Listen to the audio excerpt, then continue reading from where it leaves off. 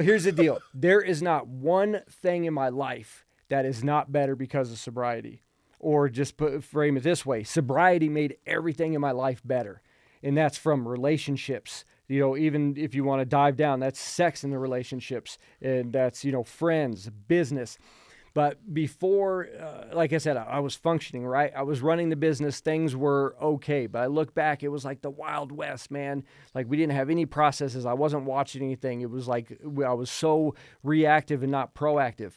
But by being able to take that time and the freedom and be able to really like connect with every part of my life, we'll just take High Country, for example. We're well over almost double the business that it was 2 years ago, in gross and net. And we run way cleaner. Our reviews are better. The company's making more money. The employees are happier. I can see it in the customers. Our product is better.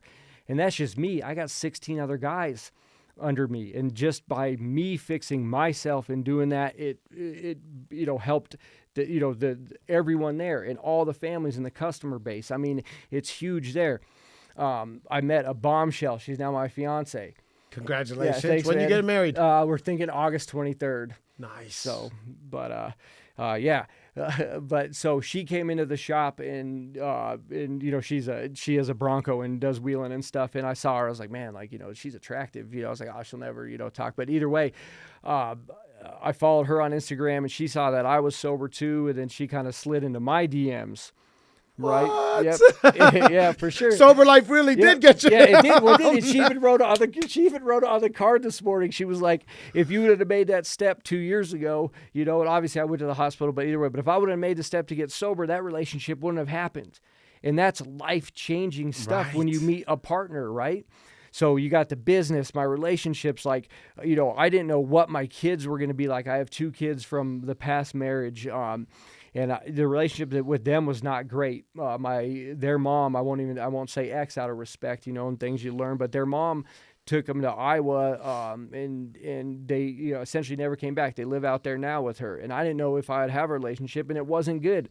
There was parts in it where there was one trip that she actually drove from Iowa to come and pick him up because I wasn't a present dad. I wasn't probably a safe dude to be around. So as it gave me an opportunity to rekindle the relationship with my kids. I just took them to the airport on Sunday. They spent Thanksgiving out here with me. My first sober Thanksgiving, hosting it. So we want to talk snapshot. I mean, it is life changing. It's the biggest life hack. And now somebody that was in the shit as bad as me, maybe you, it's going to be that big. But I will tell anybody that even if you're a social drinker or a social user, if you just cut it out, things are still going to get better. Nothing will get worse. So, I mean, that's kind of where I'm at with it, that it's everything. It's the ultimate life hack is sobriety. I love that. The ultimate life hack is sobriety. Yeah, because, I mean, you're not wasting money. You're physically better. You're mentally better. You can process the emotions. You can be a better human. Like, I am a better person because of this. Not to say I was a bad person before. Some people might argue that. At times, I was not a fucking good person. But, oh, gosh, I know. Right? Yeah, we all know. And it's just with we talk about sobriety, right? Sobriety is the absence of, like, for me, the alcohol and the cocaine. But when we talk about sobriety, and it's a lot to do with like the So Good and stuff, I see it more like of a lifestyle. And if everybody kind of lived in that lifestyle, the world would be a better place.